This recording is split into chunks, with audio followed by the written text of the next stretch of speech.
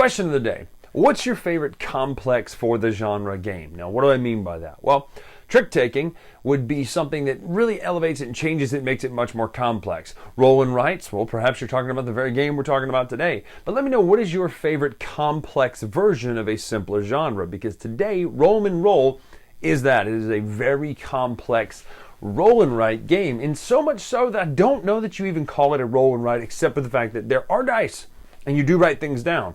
But it's not like you're playing Quicks, the Bravo, or Quicks or Bravo, or Guns from Clever, the city building edition. This is much more an engine building style game that involves dice and writing. So let's take a look at Roll and Roll from Turczi right now and dive into what it does and all that sort of stuff. I'm mixing up my intro catchphrases, but you get the point.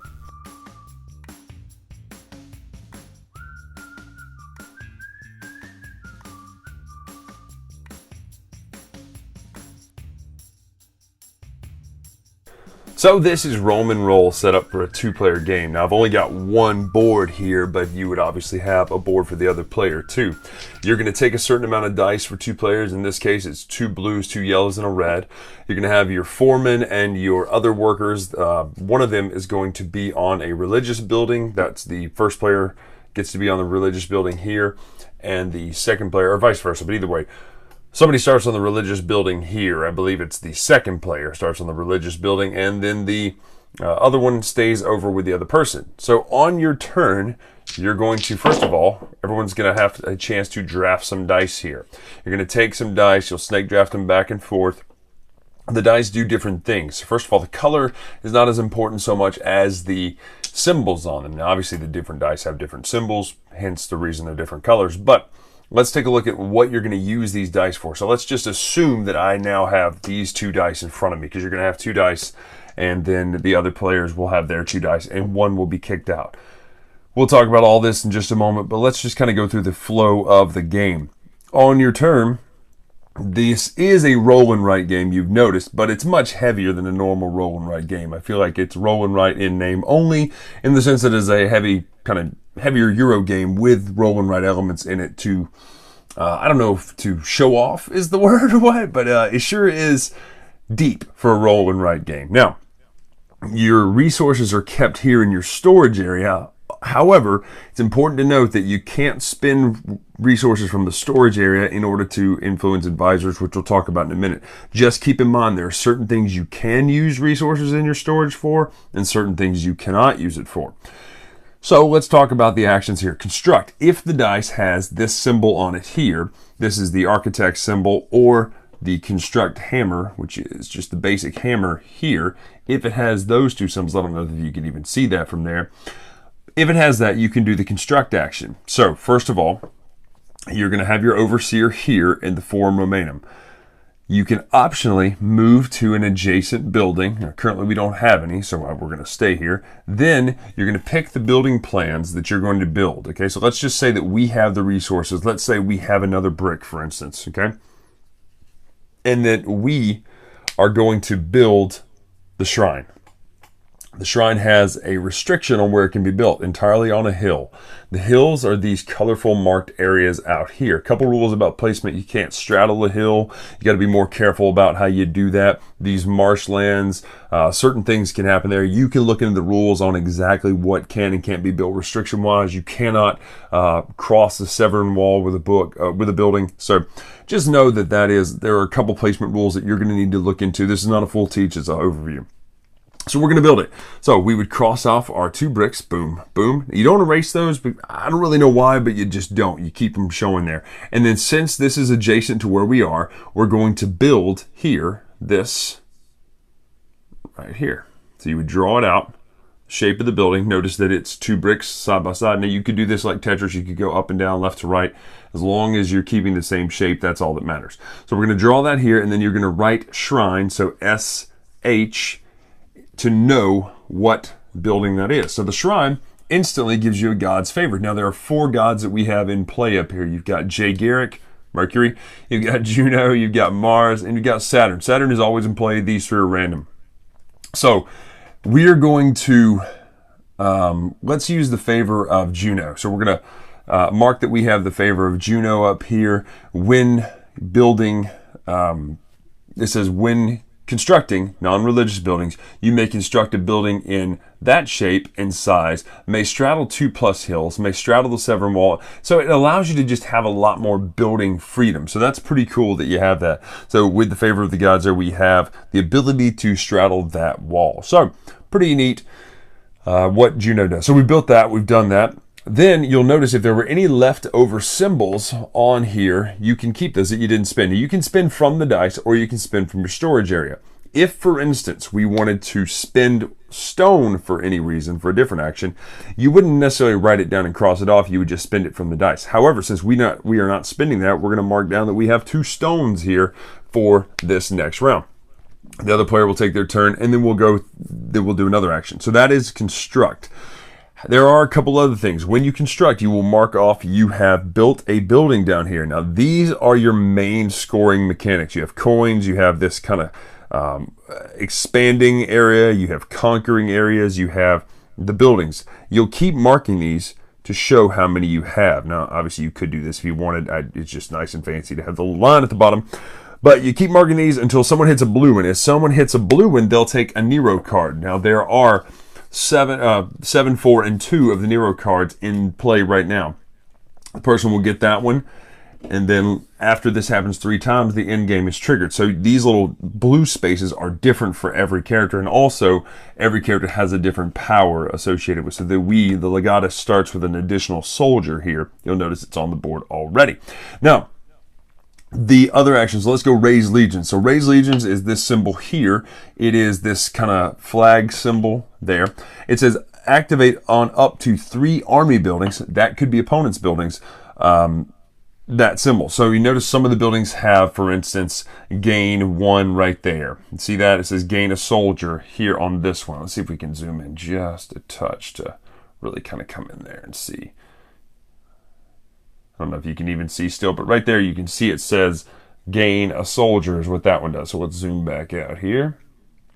So that's what that one does. Now, you can activate up to 3 of those. If you activate someone else's building, one that they have built on the board, currently there aren't any, you notice that. But if you activate someone else's building, they get a coin. And so the coins are also those in-game triggers. So giving someone a coin actually could really hurt you later on. But anyway, that's raise legions. Number 3 is conquer. Conquer is use your not yet garrisoned soldiers. Notice there's no slash through this one, so this soldier is not yet garrisoned. And any of the spear symbols that you have. This determines your strength. Now, what you can do is you see these abstracted areas here: Hispania, Gallia, Egypt, obviously Asia Minor, so essentially Turkey, Egypt, France, and Spain right here. What you're going to do is you're going to notice these little areas. So this one's 2, this one's 2, this one's 3, this one's 4. You can choose any of those, and you can conquer one of those if you're the first one to do it. So you will conquer it by putting an X over the top. So let's just say we used this symbol here, and then my soldier that I have here. Now also, you don't spend the soldiers except you have to garrison 1. So we will garrison this soldier, which means we no longer have a free soldier to use for later. Now, when we've done that, we've spent our 2 power, 2 might, whatever it is, to gain this. So we will gain that symbol right there. That's what that action is all about. To expand, now you notice these roads, obviously all roads lead to Rome. These roads here, what you can do is you can connect. It says, may renovate roads to conquered settlements in one region for 1 stone each. Score the little road symbol. If a settlement is connected to Rome for the first time, it generates its region's resources. So each region, so Spain has fish, France has wood, then Egypt has brick, and then Asia Minor has jewels, beautiful jewels. Jewels are a type of resource that you can use to influence the advisors too. We'll talk about that in a minute. You can do that by, so this one's already connected here to Rome. So if we wanted to, we could spend a stone to connect there, and once it's connected, we will also gain this. Now, had we renovated more than 1 road, because now let's just say we had this connected at the same time, and we wanted to spend 2 stone, we could go 1, 2. We're going to renovate both of those roads. We would get 1, 2, 3 of those symbols, but it says if renovating 2 or more roads on a single action, gain an additional 2 of these. So we would actually get 1, 2, 3, 4, 5. for that. So 1, 2, 3, and then the 2 we get additionally. So that's a nice way to kind of combo that, but you need to have conquered to do that. The next action is tax. This will be, expand is based on the hammer. You have to have the hammer to do expand. The other, conquer, you didn't have to have a specific dice. Tax, you don't have to have a specific dice. However, if you use the hand with the render to Caesar, what is Caesar's tax symbol here, all connected settlements in one region generate this region's resource. So let's just say I had a settlement here, and they're connected. They would both grant me a fish. So I would gain fish. Now, if I wanted to, let me pause and explain the advisors really quickly, because they're gaining a fish now. Can't spend it from here. You can only spend it from here. I could spend that fish to influence an advisor. So Theocles here, I could give him a fish, mark off 1. Once both are marked off, I get Theocles' first power. It says, when constructing an army or an urban building, gain a soldier. Once I've done all 4 of these, I get both powers, and then I can do a 5th time to get victory points at the end. Now, there are 3 different ones here, Cassian, Vivianus, and then Theocles here. These are all people you could influence. You give them a fish, you give them a jewel, whatever you want to do. The point is there are options that you have available. So that's what the fish are for, etc. Now, if you used the hand symbol for that, you would generate in all regions instead. So if you had connected settlements in every one of these regions, you could gain all of the benefits like that. So last but not least is trade. You spend 3 matching resources. Jewels in this case only are wild resources to gain 3 coins. If you use the hand, you gain a coin per jewel used. So then it says all players may trigger 1 cog ability on one of their buildings. Now the buildings have these abilities on them that do certain things. They're also going to score based on where they're placed and stuff like that. So as the game goes on, you're going to see more and more of this kind of get built out, etc. And let's just say this is a, well, whatever, we'll figure it out like that. Let's say that's a market, right? So you're going to have more of these built out, and then at the end of the game, they're going to score based on what they're adjacent to, etc. This market, for instance, the cog ability on it, the little gear, it says gain 2 wood or brick or stone. Then you may spend any 3 resources to gain 1 jewel. So all of it is kind of engine building. It's a engine building, technically dice action selection, roll and write. The roll and writing is the least important part to the mechanic. It's not so much luck based because there's so many ways to mitigate your actions in the game. Once the final Nero card is gone, the end game triggers, and then you will score points. Let me run down the quick list of scoring points because you can see it wherever you're looking from anyway. Coins track, this is your 4 tracks, boom, boom, boom, boom. It's however many points you get for each of those. You get points from your advisors here. You get points from your manufacturing buildings. That's the stuff, manufacturing right there. You get points from your urban buildings. That's the ones with the U. They all have different scoring. Points from your army, points from your religion buildings, points from leisure, points from the Nero bonus cards, point per every 2 soldiers that are not garrisoned rounded up, and then point per every 2 senators rounded up. Person with the most points wins the game. That is Rome and Roll. So that's Rome and Roll. It is a very complex dice drafting, worker placement sort of action selection game, all about you do write stuff down, right? So let's talk presentation first. I actually like the presentation. So hear me out. I get that if you look at this, you go, oh, it's just, it is what it is. No, not the cards. The card art is really nice. Actually, I like the Jay Garrick Mercury art. I like the Gods art. I like the building. I like it. I think that looks fine. Especially when you're considering the genre of roll and writes, right? We're talking about like, again, quicks, which is just a grid with numbers, right? Or even Trails of Tucana, which is a basic flat thing with flip and write. So again, presentation-wise, this one actually does a good job for a roll and write. Now that's when it gets tricky to what are we considering this game? Is it a roll and write or is it an engine builder that happens to have rolling and writing? And presentation, I'm going to give it a pass because you're not playing it for that. I do like the nice chunky dice, although it's hard to see the symbols sometimes. So I like the size of the dice. I don't love the kind of injection version of the dice. I wish it was a little clearer to see.